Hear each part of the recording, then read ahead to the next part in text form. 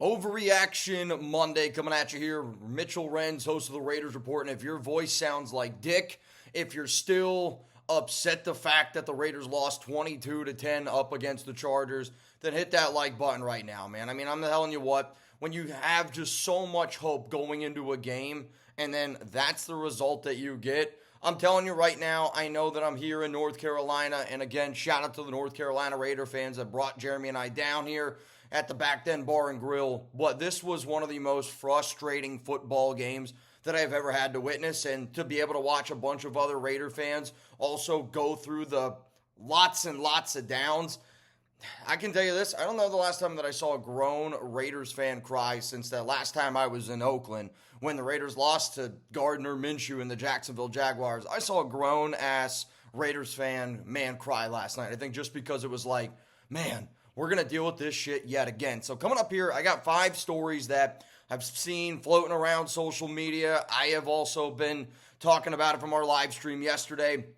Chugs and I are going to be live tomorrow on the show at 4 p.m. Eastern Time, 1 p.m. Pacific, so you can tune in to get a live reaction. We're flying back to, the Chat Sports Studios in a little bit here. But the first one coming up here is, are the Raiders the worst offense in the National Football League? Is that an overreaction? I do think it's still an overreaction. However, they might be a bottom 3 offense in the NFL. When you look at how a team like the New York Giants played, I know a lot of people were hyping up Bo Nix. Again, I'm not a Bo Nix believer. I think the Broncos offense looks like it's going to struggle. The Steelers offense did not look very good. I get it. They had Justin Fields out there. But the Raiders, to me, have a bottom 5 offense in the league right now, but you also have, to me, one of the best defenses in the NFL. And I know a lot of people were asking after that game, and this is going to be the next one that comes up here on today's show. Is it time to start Aidan O'Connell? Is that an overreaction? Because when the game got done happening yesterday, when the fumble happened around Gardner Minshew, one of the most common things that people then were saying was AOC time, AOC time, AOC time. And to me, it is still an overreaction to want to start Aidan O'Connell. And I'm going to tell you why, to me, it's a little bit of an overreaction. But I do want to know down below in the comments section from all of y'all. And this is the pinned comment on today's show. And it's not even necessarily a pinned comment. But, I want you to let me know, should the Raiders start Aidan O'Connell? If you watch this video today and you're like, Mitch, I want my voice to be heard. You did a hell of a job last season rallying the Raider fans to fire Josh McDaniels. And you're not going to hear fire anyone today. But if you want the Raiders to start Aidan O'Connell, I want you to type AOC down below.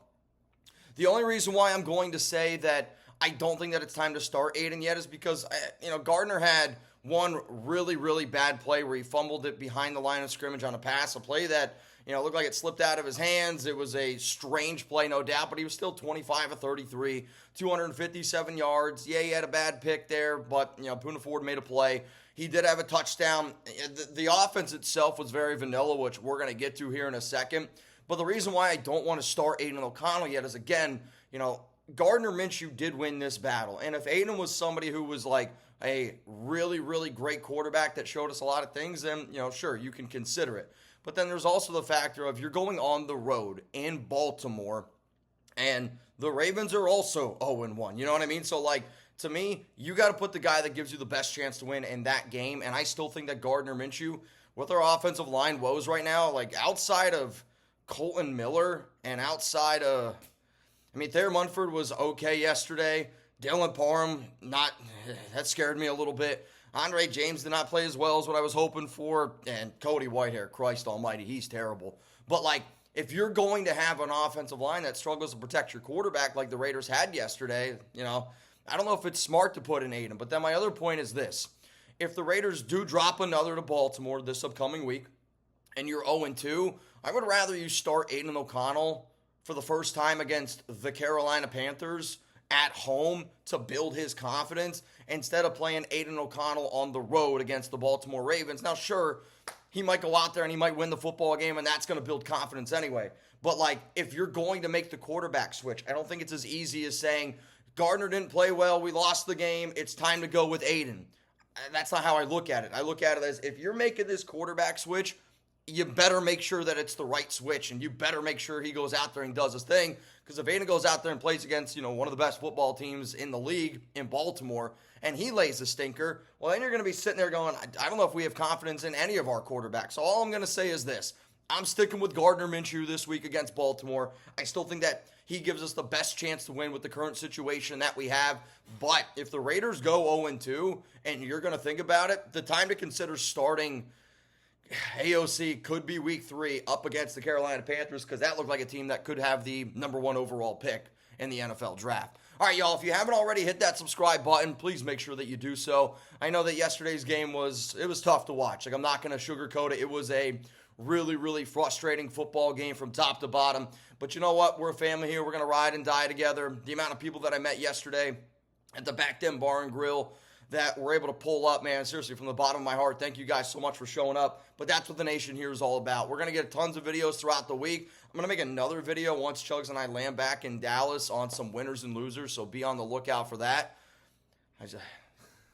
Jeremy just walked out of the bathroom and it was ass. I thought it was the Raiders offense for a second. So could be Luke Getsy, which that's where we're going to go here to this next topic. Luke Getsy's offense. Is the Luke Getsy offense bad?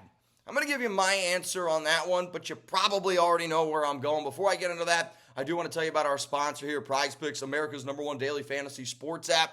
With over 5 million active members, PrizePicks is the easiest and most exciting way to play daily fantasy sports, unlike other apps.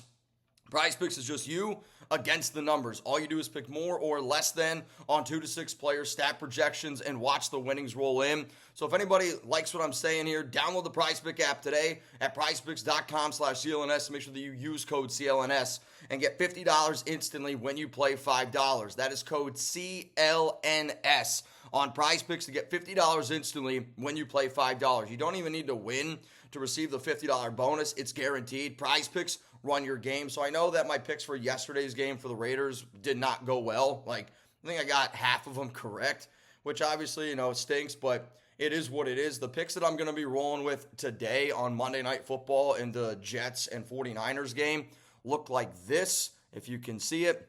I'm going to go with Aaron Rodgers, less than 235 and a half passing yards. Deebo Samuel, I'm going to take the more on 13.5 rushing yards. And then Christian McCaffrey, give me the more on 35 and a half receiving yards. If that one ends up happening, it's $20 to win $100. If you like that lineup, you want to make your own lineup. Like, real talk, I'm going to watch Monday Night Football tonight with my fiance, Alex. We're going to put a lineup together. Hopefully we win. No matter what, though, I got to watch football with Alex, and that's a big-time win. So one more time, download the PrizePicks app today, prizepicks.com/CLNS. Use code CLNS. That link's available for you guys down in the comments and in the description of today's show. Luke Getsy's offense, does it suck? It does suck. That's not an overreaction at all. It's 4 just win babies. I didn't know if I was watching a Josh McDaniels offense again, a Bo Hardigree offense again, a Mick Lombardi offense again, hell, a stale John Gruden offense again. But like, one of my biggest concerns this offseason, and everybody, I saw a lot of people talking smack about AP yesterday. If you're talking smack about AP, quite frankly, I don't think that you know ball very well. Should he have went for it on the 4th and 1? Yeah.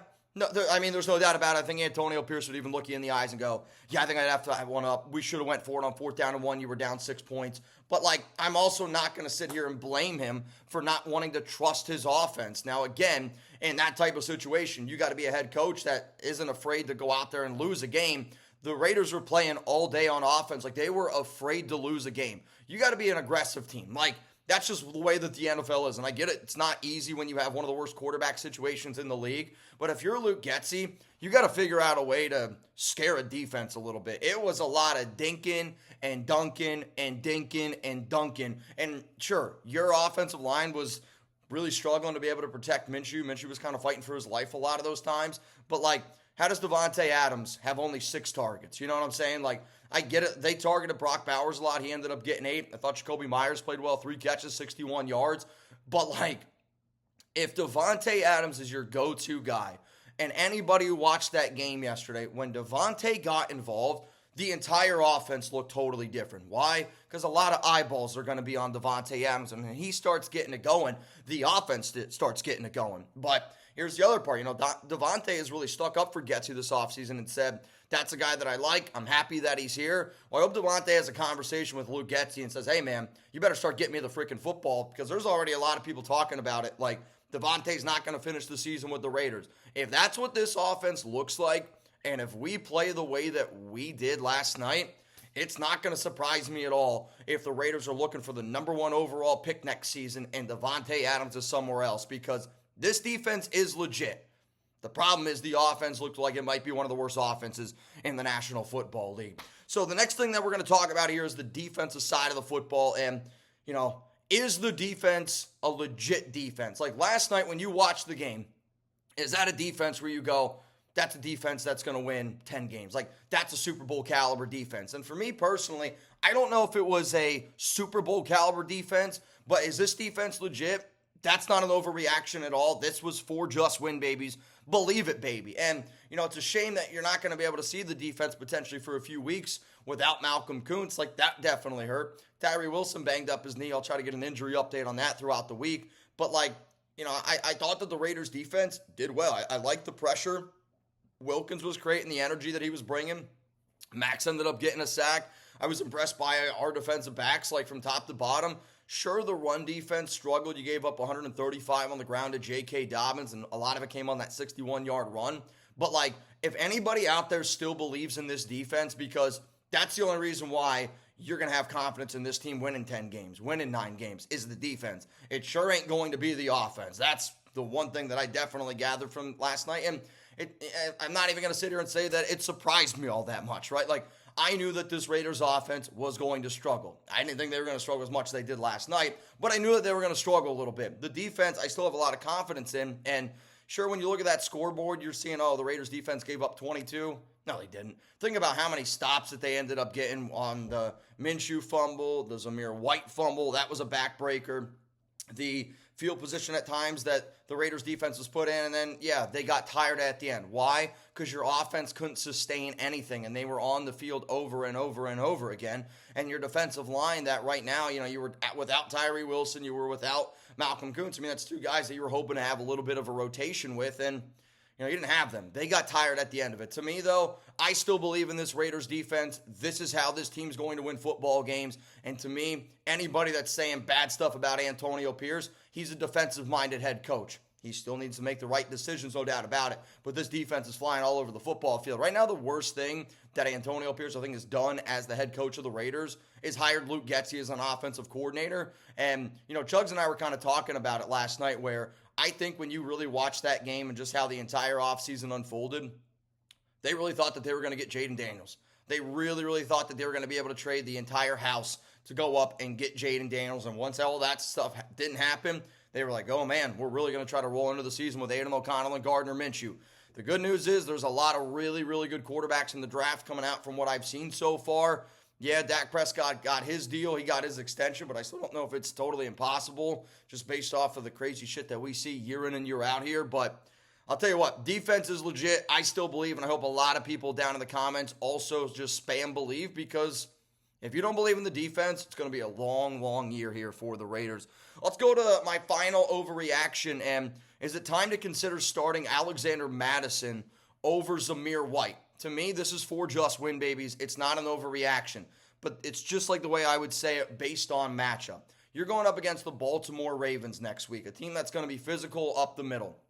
They're going to be a really, really demanding team against our offensive line.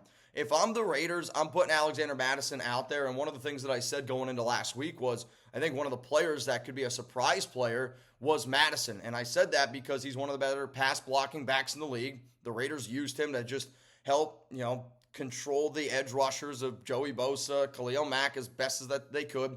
But then he can also catch the football a little bit better. And Zamir, I know he didn't fumble last season near the end of the season, and he was running with the rock pretty well. But one of my biggest concerns with Zamir White, if you go back and you watch some of those videos with him as a rookie, early on as a sophomore last season, I said, I don't know if I trust him with ball security because he fumbles a lot. And, you watch 4 games of him at the end of last season, you're like, maybe he's starting to figure it out a little bit. But yesterday in a game where, I get it, he's got to be physical, he put the ball on the ground in a really, really bad situation. And when your offense turns the ball over 3 times and you're the Raiders offense, you're never going to win a football game. If Gardner doesn't throw that ball behind the line of scrimmage, if Zamir White doesn't fumble the football there, if Daniel Carlson doesn't miss a field goal, and Daniel Carlson's starting to be on my hot seat a little bit because he's a lot different a lot different kicker than what we've seen yesterday, and then even a little bit last season. He's on a little bit of a cold streak right now. But I don't see how any Raider fan can expect to win a game against a division rival. And, we talked a lot of smack this week, as we should have. That's what you're doing when you're going into week one. But you're going also up against Jim Harbuagh, who is a good head coach. But still, you were in a game basically all the way to the end with this offense that you have, and you turned the ball over 3 times and you missed a field goal. Like, I know it's a scary game looking at 22-10, and there's a lot of people hitting that panic button. But, sit there and say that to yourself. If you're in a football game and you saw the 2 turnovers, 3 turnovers, and a missed field goal, you're leaving that game going, there's no way we're going to win that game. And that's exactly what happened. I'm not ready to hit the total panic button on everything and burn it down to the ground and say, oh, it's time to tank, because I think that that's a little bit of a far-fetched thing out there. But we still got to look at a little bit of matchups. And I think Alexander Mattison made the play of the game, had a nice receiving touchdown, 30-something yards to the house, 3 grabs, 43 yards, saw quite a bit of targets. Maybe it was 4 catches, I don't remember. But to me, with the matchup next week for the Baltimore Ravens, I would consider starting Alexander Mattison, and I would consider putting him in a little bit more than, somebody like Zamir White, or if you need somebody that can catch the football a little bit better, maybe give it to Amir Abdullah, or here's an even crazier idea. Let's get Trey Tucker involved a little bit more. I mean, we just never stretched the field, and that offense, man, was a grueling battle to watch for 60 minutes of football. All right, y'all, before I get on out of here again, seriously, to the 150 plus people from North Carolina that held Chugs and I down here, it was a really cool experience. I wish we would have been able to see a win from Topgolf. Had a ton of fun. Yesterday, if anybody took any pictures with Jeremy and I, please don't be afraid to hit me up on IG or on Twitter at Mitchell Renz 365. DM us, tag us in them. The more pictures we get, we would definitely appreciate it. But one more quick recap here. That game sucked, all right? There's no doubt about it. The offense scared the hell out of me. Luke Getsy needs to be better. This defense, to me, is still legit. I'm going to say it's still a little bit of an overreaction to go out there and start Aidan O'Connell over Gardner Minshew. You're going to give Gardner to me one more week, and if it's bad again, if Getsy doesn't trust him, then I think you have to consider going to Aidan O'Connell at home week 3. We'll see what happens there, but as bad as what yesterday was, the glass half full is, the Raiders were still in a game. They were in a game that they turned the ball over 3 times and had a missed field goal in it. You're just not going to win games in the NFL. Let's clean it up a little bit. It's time now to move on to Baltimore. A little bit later on today, once I get back to the studio, you're going to get Raiders winners and losers, and we'll talk about some more of the stuff going forward into week 2 of the NFL season. Appreciate the nation for tuning in today, for watching the Raiders Report. For more videos here around the Raiders, you can click the subscribe button right here. I know I sound terrible, but hopefully I sound a little bit better in this video here. Or if you want to check out another video that I dropped recently, you can check this bad boy here. More videos, hit that subscribe button on the Raiders Report.